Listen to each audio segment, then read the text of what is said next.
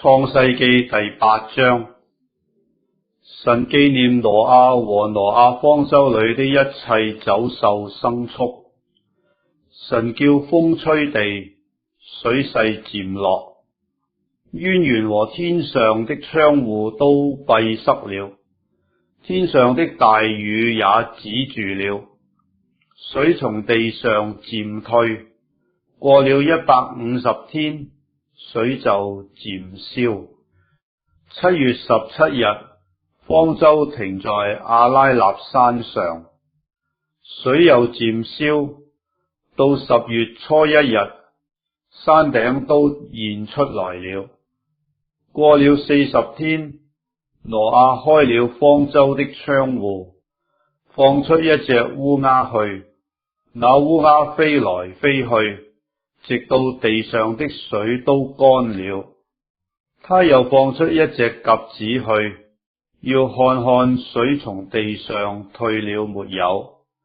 但遍地上都是水，鴿子找不着落腳之地，就回到方舟挪亞那裏。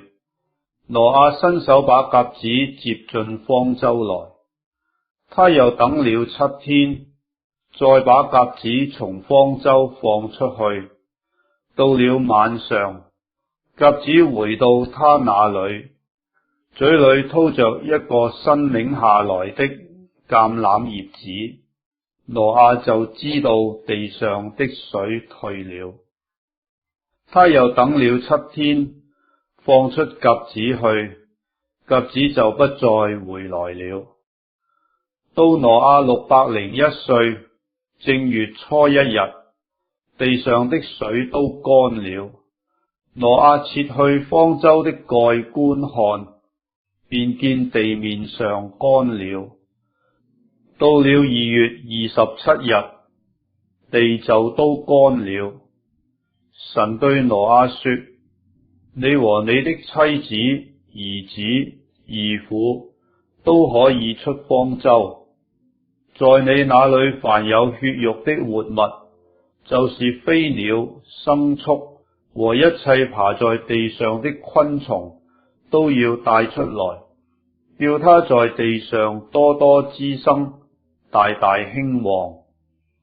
於是挪亞和他的妻子、兒子、兒婦都出來了，一切走獸、昆蟲、飛鳥和地上所有的動物，各從其類，也都出了方舟。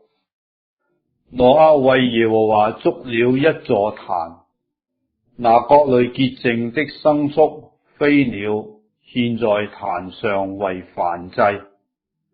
耶和華聞那馨香之氣，就心裏說：我不再因人的緣故咒詛地，人從小時心裏懷着惡念，也不再按着我才行的滅各種的活物了。